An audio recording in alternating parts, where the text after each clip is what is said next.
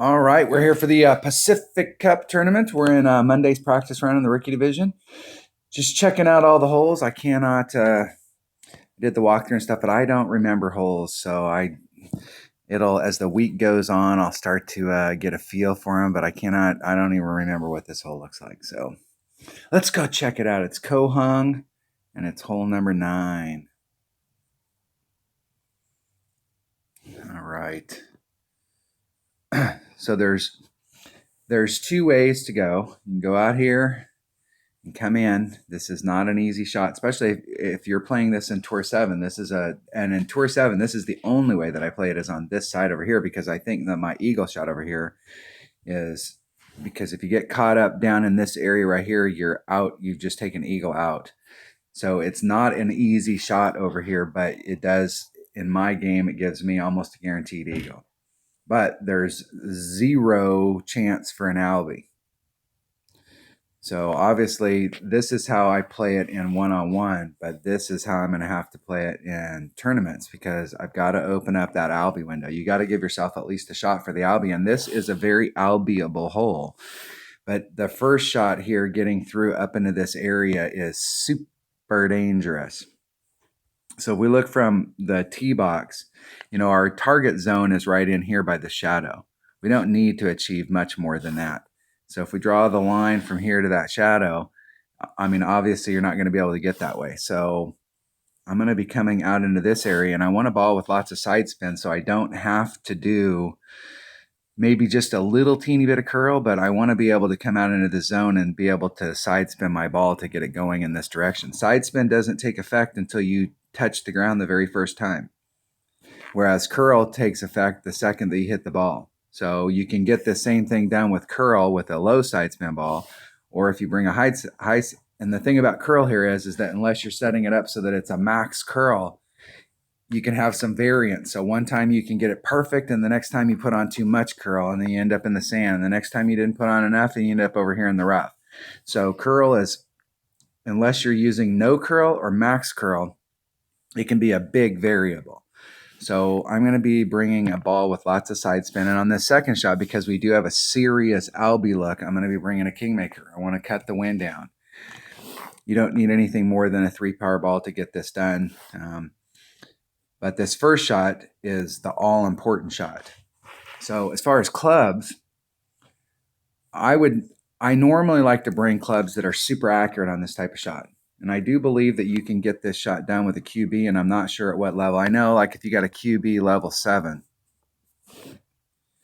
you can probably get this done. With my lower level, I kind of have a QB level 7, and that's what I'm going to be bringing on this. If you've got an upper developed rock, especially one that's got more, if your rock has more distance than your QB, then it'd probably be a better choice, because the raw distance will get you further up here in the hole. But I'm a big fan of bringing on this type of shot, because it's so technical to get from here through this little gap and bleed out, that with an extra mile, if you hit a great to the left or the right, you could end up being in the brown stuff. Whereas if we can come at this with a 100% accurate club, then we've got some variance. You could hit a great to the left or the right and still end up here by the shadow. What you don't want to do is roll off. So you don't have to have a ton of topspin to get to the spot that you want to get to. And then my second shot, I'm going to bring a sniper. If you've got lower developed clubs, this is, definitely bringing a club. I'll have to see how much topspin I have to put on the sniper in order to get it up there. It is a topspin shot down here, where you're going to have to put some topspin in order to get up to the hole. But I didn't write any of those numbers down, so we'll have to see what it is. And so on this, I did make a note the last time we had this in a tournament, that when you're down here going towards the cup, the ball guide is lying a titch. So what that means is here's the cup, here's the flagpole, here's the cup. When I come up at it with my ball guide, I'm going to be just a little short of the hole. And what I found was if I was right at the cup, that it was bleeding past, and it was bleeding past at such a speed that if I had the trajectory right, it might bounce over the hole. So I'm going to put it just a little bit short of the hole, because it's running off. I don't know if the pin right here is just like, here's the pin and it's slightly downhill, so the ball guide's terminating, but but momentum's carrying it just that little bit extra. But from the notes in my prior tournament, and I went back and watched that, just a tit shy, just a little, but not much. All right, let's go get some clubs here, see if we can get this done. I haven't played this hole on that side. On the right-hand side, I've been playing Tour 7, and I've got this hole, landed on this hole quite a few times, but in one-on-one play, I always play on the left. But I carry a special bag for it playing on the left. I carry a bag that's got a big topper and a big dog.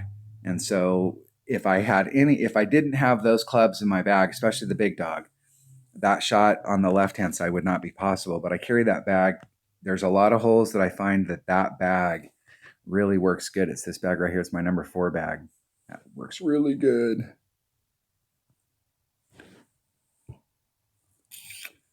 So I'm going to take, because I have it, I'm going to take my rock. But if you don't have a rock, you're probably going to end up taking a quarterback. And let's check quarterback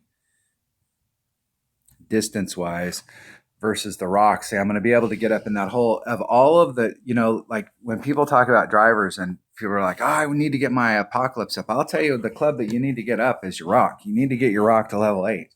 Because at level 8, it becomes one of the best drivers in the entire game. Better even than, in some cases, with topspin and raw, just pure pounded out down the field distance. Your extra mile and an upper level Apocalypse and an upper level Thor's Hammer are still going to get the job done better because they have more topspin. But the rock, when it gets to level 8, gets that 231 distance and medium topspin, but with a 100% accurate club with a 4-4 ball guide, tons of curl. There's not a lot you can't get down with a rock. It's definitely a club that you want to work on, like when you're looking at your rares in the club card trading and you're trying to get one up. Getting your rock to level 8 should be a big focus because it is definitely a club that you want to get to level 8. Getting it up to level 9, it gets a little bit of a bump at level 9. It's not as critical at level 9, but at level 8, this club all of a sudden becomes one of the best drivers in the game. So I'm going to use my rock, and we'll see what the deal is on that. And I'm going to use a Kingmaker. All right. Let's get out there, get on it. Try and remember how to play these holes. My notes say to do a 10% adjustment on the drive. We'll have to see. I'll do the 10% adjustment. We'll see how it works out. If you can stick the drive up there by that shadow, then you're golden.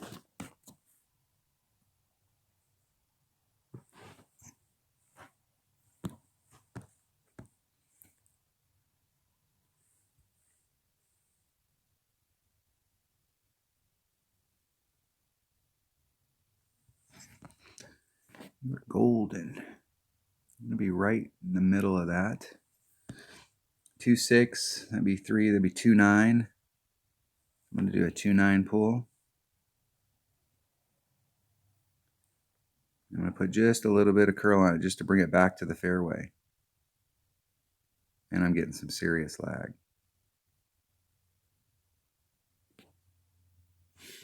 Serious lag.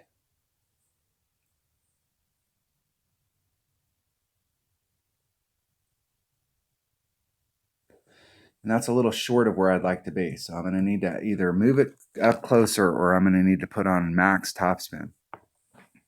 You really want to be up by that shadow. We'll have to see what the line looks like from here to see how far back we can be. You get lag like that, you have all the best of intentions and you get some lag like that and you're using an extra mile and you hit a 1.5, 2 ring great like I just did, you're going to end up in some trouble. There is a ton of benefits to bringing a 100% accurate club. If you watch my channel on a regular basis, there's a lot of these, lots and lots of shots that you take with.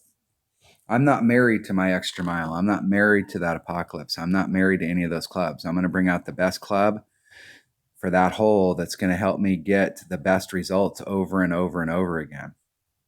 My opponent's got the distance there. They've got a little bit of distance on us up by the shadow. 329, so let's say 330 is what we're really looking for. And that, where I'm at, that'll work.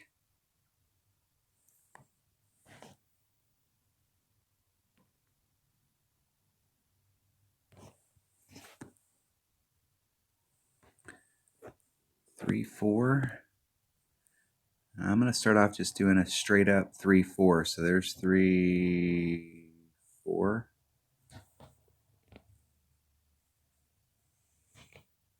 Just trying to hit it perfect.